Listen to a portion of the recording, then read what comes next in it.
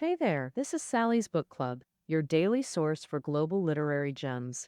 Today we're diving into a biography titled Van Gogh, The Life of a Dutch Painter.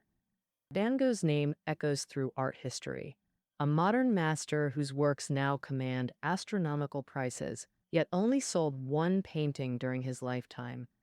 This biography unravels the extraordinary life of this legendary artist. My first impression of this 895-page tome, it's nearly two-thirds the thickness of a Sinwa dictionary, containing about 900,000 words. But this comprehensive work isn't actually the most famous biography. The 1934 publication, Lust for Life, by Irving Stone, previously dominated public perception with its dramatic portrait of Van Gogh. Stone depicted Van Gogh as a tormented genius, virtuous yet mentally anguished, creating masterpieces in madness before his tragic suicide.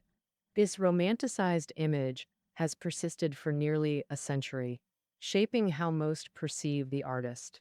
But our featured book challenges this long-held narrative. The new biography portrays Van Gogh as socially awkward, quick to quarrel, and maintaining long-term relationships with sex workers. It even suggests his death might not have been suicide. So, which version reflects the real Van Gogh? To uncover the truth, let's examine two defining features of this biography's approach. First, its foundation in exhaustive research. The London Sunday Times hailed it as monumental, vastly more comprehensive than any previous account. Co-authors Stephen Naife and Gregory White-Smith brought legal rigor to their investigation, both being Harvard Law graduates. They applied legal standards of evidence to examine thousands of letters and historical documents. Though bearing two names, the biography actually involved over 20 Van Gogh scholars in its creation.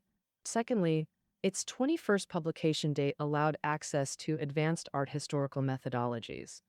The team even developed specialized software to analyze massive data sets, enhancing historical accuracy. The second characteristic is its rational narrative. Van Gogh, The Life, differs fundamentally from Lust for Life, being biographical fiction with substantial artistic liberties. The author himself admitted many dialogues were imagined. While containing authors' analyses and speculations, this biography predominantly presents facts without emotional embellishment.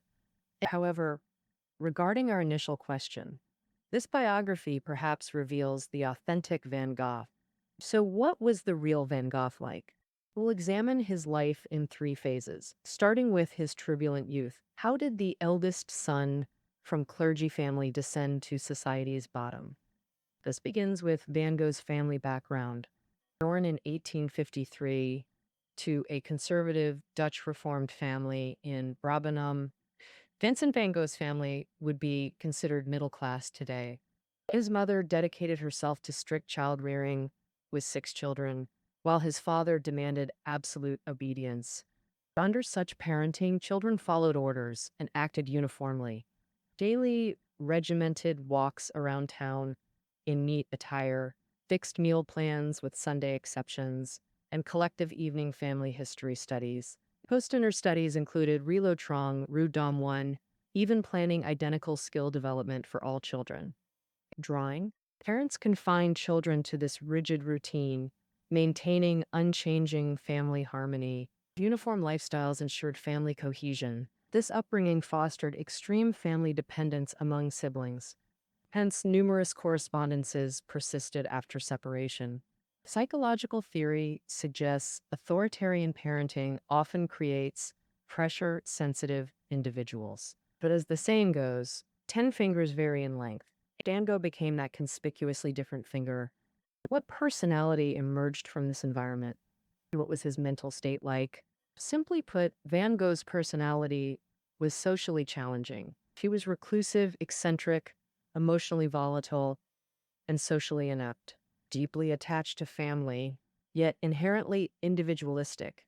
While siblings visited respectable families, he wandered wilderness collecting specimens. At home, he secluded himself in the attic with collections, often staying up all night. What worried parents most was his childhood wanderings to working class neighborhoods. He'd return disheveled at midnight from farmers' fields or shepherds' huts. Parents lamented their difficult son. Even maids called him the most contrary child. When home education failed, they turned to schools, sending him to boarding institutions and hiring tutors from age 7. These measures backfired. Van Gogh grew increasingly rebellious. At 15, he dropped out and returned home, becoming neighborhood gossip about the useless odd son. 17-year-old Van Gogh became art dealer at his uncle's gallery. Over 5 years, transfers between Hague, London, Paris branches ended in termination. Main reasons: unauthorized vacations and poor salesmanship due to social awkwardness. Beyond eccentricity, he exhibited hypersensitivity, frequently instigating conflicts. An uncle's mild advice about self-sufficiency provoked explosive anger.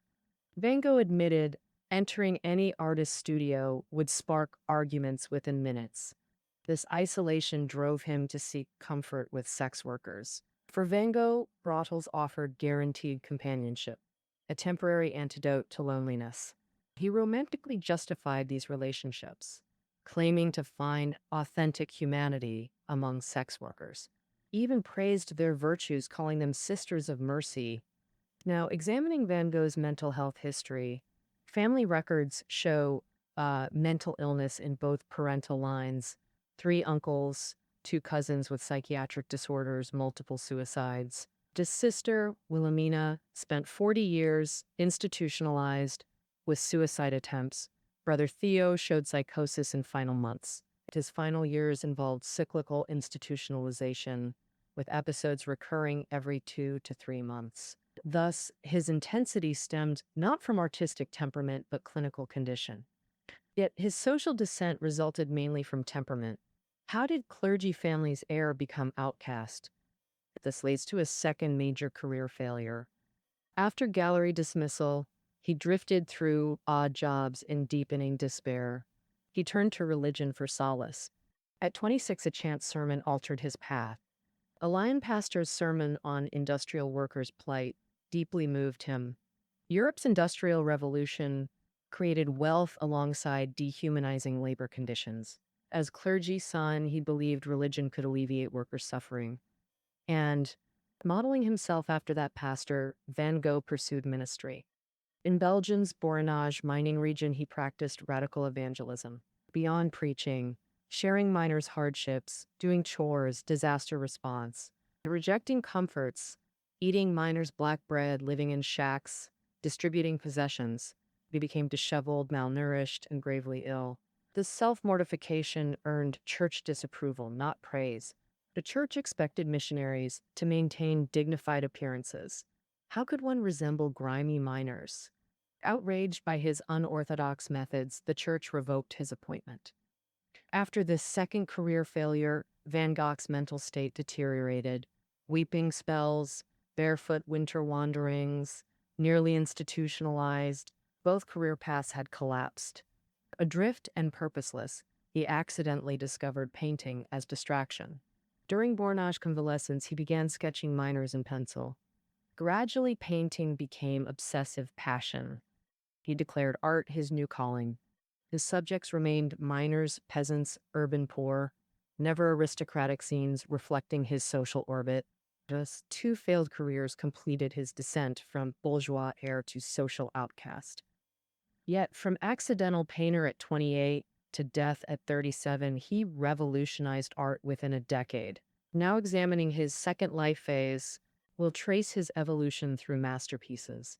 Left hand pointing to the potato eaters, right hand pointing to sunflowers, left hand pointing to the starry night. His career divides into Dutch period and French period. Post-Borinage, Van Gogh returned to Netherlands, fully committing to art.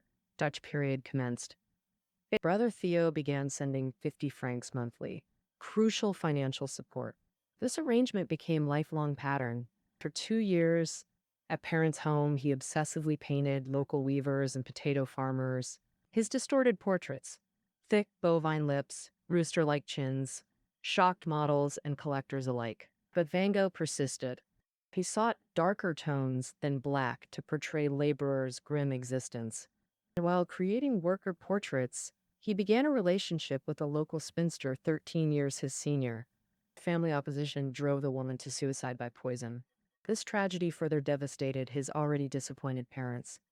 6 months later, his frail father passed away, escaping the torment of his eldest son's existence. Van Gogh showed little grief over his father's death. Throughout 1885's winter, he obsessively created less than sign The Potato Eaters, our first masterpiece. This Dutch period masterpiece exemplifies his somber palette and heavy brushwork. The painting depicts peasant family sharing meager potato dinner in cramped quarters. Exaggerated features, upturned noses, thick lips, resigned expressions dominate the dimly lit scene. The color scheme mirrors unpeeled potato skins. Theo disliked its lack of light and color when borrowing the work. Contemporary artists criticized distorted anatomy, shortened arms, partial noses. These observations held truth. Cramped space caused perspective distortion. The painting's greatness lies in conveying Van Gogh's emotional understanding of peasant life. Horse hands and bulbous noses create visual roughness. This roughness mirrors peasants' existence, dark, oppressive, yet resigned to labor, ending each day with potato supper. Van Gogh aimed to put life into it, creating canvas that reeks of barnyard reality. This revolutionary approach marked his first step toward artistic greatness. Western art history pivoted through his vision. More on this later. During months of artistic disputes over less than I, the Potato Eaters, the suicide scandal involving his older lover, fueled local condemnation. Exiled from hometown, Van Gogh relocated to Paris under Theo's care, beginning French period. This era birthed his iconic Sunflowers series. Let's explore these masterworks' origins. Now 34, his artistic transformation became dramatic. Gone were earthy potato tones, replaced by eye-searing brilliance. Exposure to Impressionism sparked this metamorphosis. Impressionism, led by Monet, captured fleeting natural light through plein air painting. While adopting their bold colors, Van Gogh transcended mere light depiction. She prioritized emotional expression over optical reality, becoming post-impressionist pioneer. Parisian galleries and pigment shops immersed him in avant-garde works Theo already collected. His palette transformed. Fiery reds, blazing yellows, electric blues ignited canvases, developing unique style. Impressionist colors fused with radical formal distortions, perspective and proportions warped under his emotional intensity. Colors and brushstrokes became emotional conduits, not representational tools. Swirling lines and vibrating hues externalized inner turmoil, revolutionary artistic breakthrough. This visual language culminates in Less Than Signed Sunflowers series. Withered sunflowers reveal meticulous depth details in crumbling petals. Vibrant blooms burst with solar yellows and seed-textured centers. Against blue, purple, and yellow backgrounds, each sunflower blazes like miniature suns, achieved through thick impasto strokes. Petals appear squeezed directly from paint tubes onto canvas, creating sculptural relief. Floral forms seem to undulate and combust simultaneously. Through sunflowers, Van Gogh expressed life's transient beauty, mirroring his own ephemeral existence. The Parisian output flourished, floral still lifes and street scenes all bearing his unique vision. Yet no Parisian dealer would purchase his works, despite relentless effort. Critics deemed his art terrifying. Even Theo refused exhibiting brothers' works at his gallery. Three main criticisms emerged. First, his distorted reality representation. As discussed, Van Gogh prioritized emotional truth over naturalistic accuracy. When painting bustling squares, his vision filtered out mundane elements, retaining only symbolic vitality like oleander blossoms. Second criticism, excessive speed. Completing canvases daily versus weeks or months for contemporaries. His rapid execution was deemed crude and thoughtless, unrefined. Third objection, overpowering colors. As seen in Less Than Sign the Bedroom, Less Than Sign violet walls, and blazing furnishings. This extreme palette violated conventional color theory. By contemporary standards, his works lacked resemblance, refinement, and beauty. These criticisms precisely underscore his revolutionary significance. The praised ideals, beauty and precision, traced back to classical Greek artistic principles. This traditional beauty demanded restraint and strict proportional rules. The Raphael's Madonna synthesized multiple models, finest features, through months or years of meticulous refinement. This painstaking process achieved harmony between natural and idealized beauty. Even Impressionists' fleeting light studies ultimately sought accurate natural representation. Van Gogh became Western art's pivotal turning point. From Less Than I, The Potato Eaters, he abandoned naturalism to explore inner psyche. His works became vessels for raw emotional expression. This artistic vision faced complete rejection during his lifetime. Yet decades later, his style captivated global art consciousness. Fauvists and German expressionists carried his torch, Matisse's works echoing Van Gogh's boldness. Despite this future impact, Paris remained hostile. Van Gogh abruptly departed after 2 years. Biographies cite sunlight pursuit, but this book reveals protective sacrifice for Theo's health. Their Parisian bohemian lifestyle, absinthe bars and Moulin Rouge escapades, deteriorated Theo's health. Theo developed joint pain and chronic fatigue. Self-destructive Van Gogh prioritized brothers' well-being over artistic ambitions. He relocated to Arles in southern France. Arles' springtime ignited creativity. Blossoming orchards, irises, nocturnal cafes became subjects. Artistorians consider his Arles period as technical and stylistic apex. The Starry Night, our third masterpiece, emerged during this phase. Despite breakthroughs, dealers nearly trashed his unsold canvases. Galleries continued rejecting works that would later define modern art. Months passed without income. Van Gogh survived on Theo's remittance, barely affording bread. Arles locals shunned this impoverished, eccentric outsider.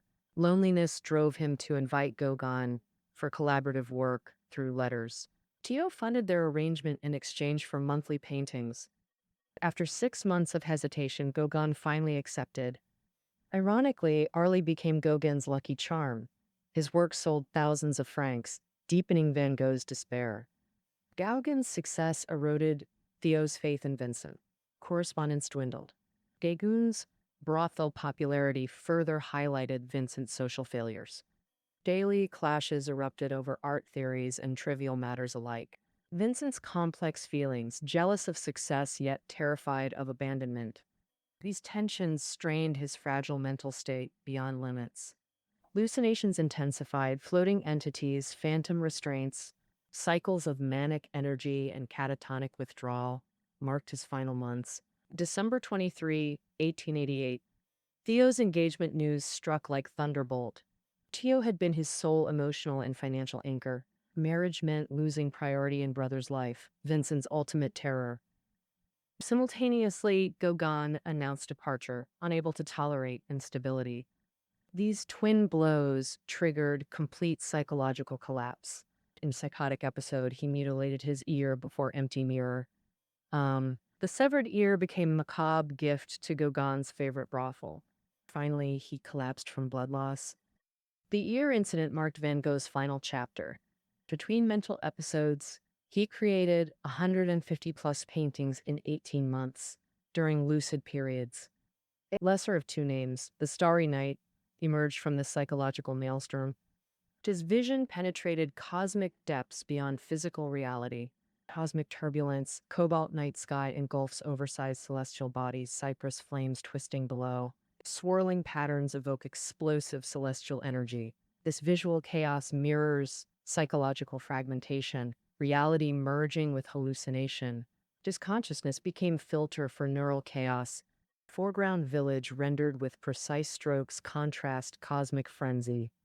Serene hamlet beneath turbulent cosmos embodies psychological dichotomy. Modern neuroscience's neural storms theory explains this perceptual breakdown. His art documents besieged cognitive functions.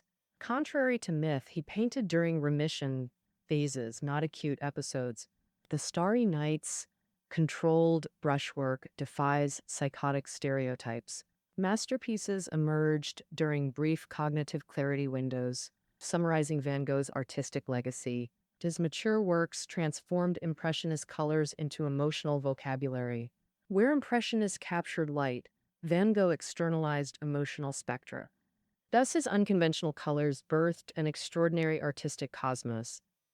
Crucially, Van Gogh redirected Western art's trajectory.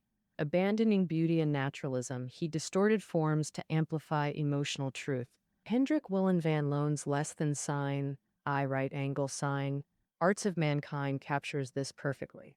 In Van Gogh's work, color and form submit to his tempestuous passions, forging unprecedented artistic paths. This innovation earned him post-impressionist pioneer status. 10 explosive years culminated in abrupt self-termination, which brings us to his death's enduring mystery. Traditional biographies claim suicide during psychotic episode, as Less Than Sign L Lest for Life dramatizes.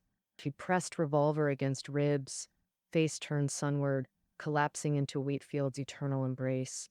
This Hollywood-worthy narrative likely distorts truth. New evidence suggests accidental death rather than suicide. Examining his final year reveals crucial context. Post-ear incident, psychiatric episodes intensified, lasting longer, recurring faster. Deal's premature hospital discharge during May 1890 crisis raises questions. The book attributes this to Theo's careerist ambitions. Early 1890 brought unexpected fame through sensationalized press coverage. The critic's article exploiting ear incident briefly spotlighted his work. His Less Than Sign Sunflowers debuted alongside Cézanne's works in post-impressionist exhibitions.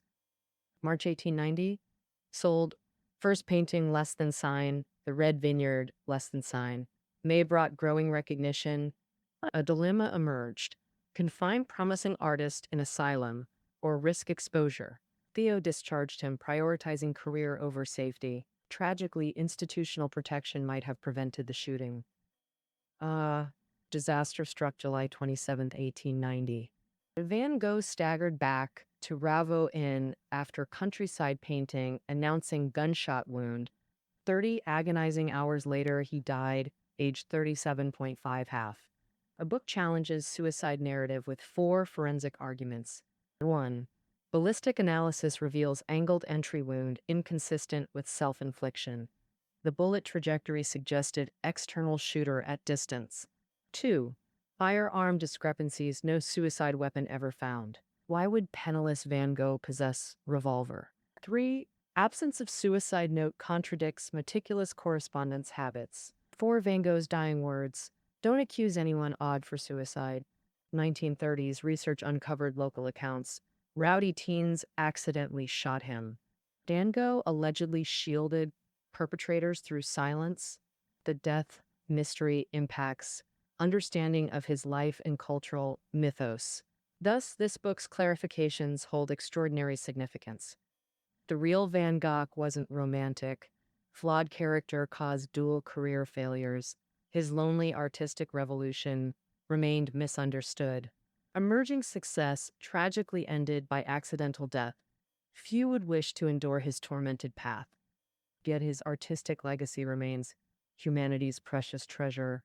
Van Gogh wrote Theo, "There may be great fire in our soul, yet no one comes to warm themselves at it. Passers-by see only smoke from the chimney and go on their way." After this story, let's revisit his blazing sunflowers. Feel the passion and struggle burning through pigments. This concludes Less Than Sign Van Gogh, the life, interpretation, full notes below. Until tomorrow.